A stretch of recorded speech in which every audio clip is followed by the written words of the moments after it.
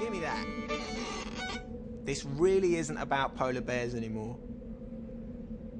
At this very moment, the fate of civilization itself hangs in the balance. It turns out that the way we've been calculating the future impacts of climate change up to now has been missing a really important piece of the picture. It seems that we are now dangerously close to the tipping point in the world's climate systems. This is the point of no return, after which truly catastrophic changes become inevitable. Think of it like this. For the past 3 million years, our planet's climate has always been in one or the other of two stable states, with small changes in solar radiation providing the energy to push us from one to the other. When we're in this cooler dip, the planet has an ice age. When we're in this warmer one, the planet's climate is very much as it is now, and has been throughout the whole of human history. The problem is that our use of fossil fuels is pushing us further and further out of our little stable dip and up the far slope of this hill. The tipping point is the point at which we cross the peak of the hill, and we no longer need to keep pushing to keep the planet moving towards a much hotter place. It will just keep rolling onwards, all on its own. This tipping point exists because of a set of positive feedbacks in the climate systems, mechanisms that can amplify the effects of man-made warming and lead to runaway change. First, you've got the albedo effect. Basically, white surfaces reflect more solar radiation than dark surfaces. So as global warming from greenhouse gases melts ice and snow, it leaves behind dark ocean or land. These surfaces now absorb more solar radiation than before, so adding to warming, which melts more ice and snow, and so on.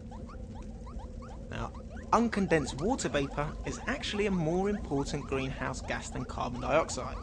And although we're not actually emitting much water vapour directly, as the planet warms, evaporation rates increase, raising humidity and thickening the Earth's thermal blanket, which in turn raises temperatures, which further increases evaporation rates, and so on. And normally, about half the CO2 emitted each year from human activities is reabsorbed by a combination of forests, plankton, and the ocean itself.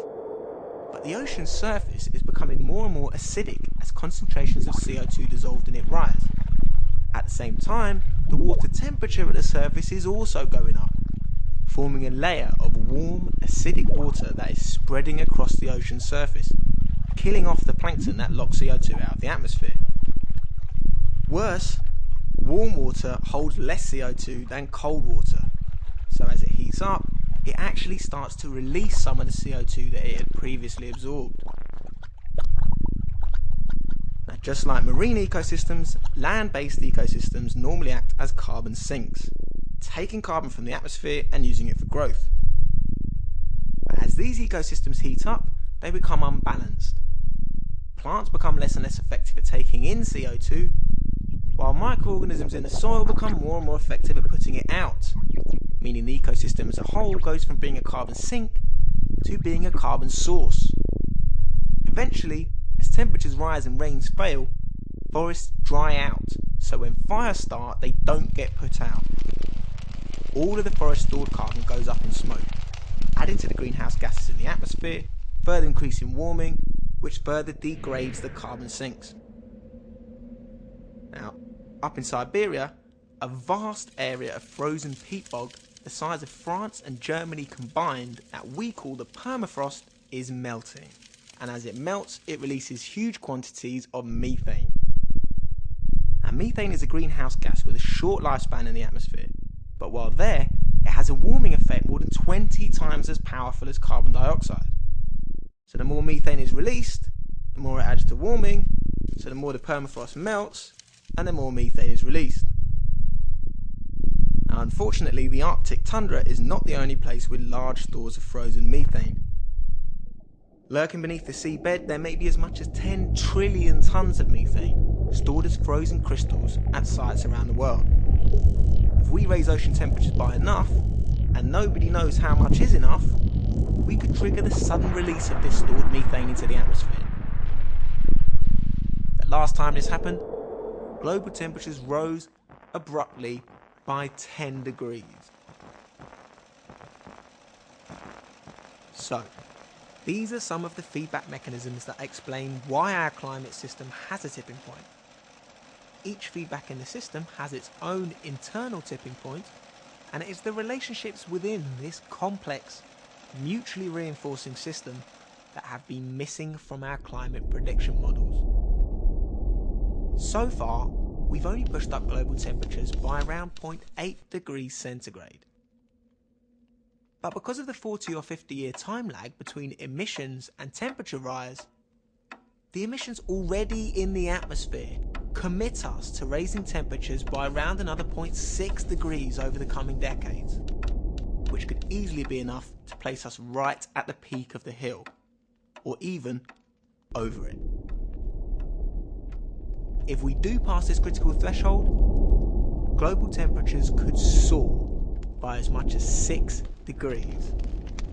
If this happens, the natural world will suffer a mass extinction event which will wipe out the majority of the plants and animals with which we currently share the planet. Although there will be a lot more rats, flies, cockroaches and mosquitoes as the world's ecosystems go into meltdown. First human impacts will come in the form of steeply declining access to fresh water. As rainfall patterns change, glacier-fed rivers dry up, and rising sea levels contaminate reservoirs.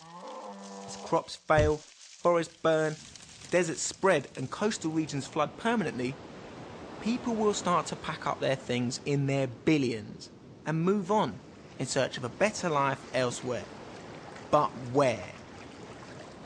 Humanity may survive this. But what will humanity mean in a world where countries which remain habitable, like Britain, spend most of our remaining resources fighting to keep out the starving millions who can no longer live in their own countries because of what we have done? The world is awash with weapons.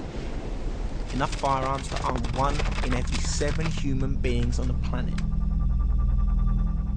As the world's ability to support the huge numbers of people alive today dwindles, we will not die peacefully in our sleep. Okay, here's the good news. None of this is inevitable, yet. This is not the time to panic or to despair. This is the time to act while we still can. We need to recognise that there is a huge question mark over whether governments and corporations are capable of responding to this threat in the time we have left. They've had 20 years already and still have less than nothing to show for it. This is because they remain committed to a doctrine that prioritises endless short-term economic growth over the survival of human life on Earth. There's no great mystery about what we need to do to reduce emissions in line with the science. We simply need to consume less. But that is out of the question in a society which is founded on the ever-increasing consumption of material resources and energy. Nobody has all of the answers, but we do know that this is not the only way to live. And given that it's almost certainly going to kill us all, we'd better start looking urgently at some of the alternatives. It's now very clear that in order to actually win the fight against climate change, making big changes to the way we each live our own lives is not going to be enough. We're also going to have to actively confront powerful vested interests who will stop at nothing to prevent the changes we need from taking place. We have to be more than just consumers. These are extraordinary times. Preventing runaway global warming is the single most important task in all of human history, and it's fallen to us to do it. If we don't, then everything else we work to achieve in our lives will be destroyed or become meaningless. Those who came before us didn't know about this problem, and those who come after will be powerless to do anything about it. But for us, there's still time. We better get a move on though.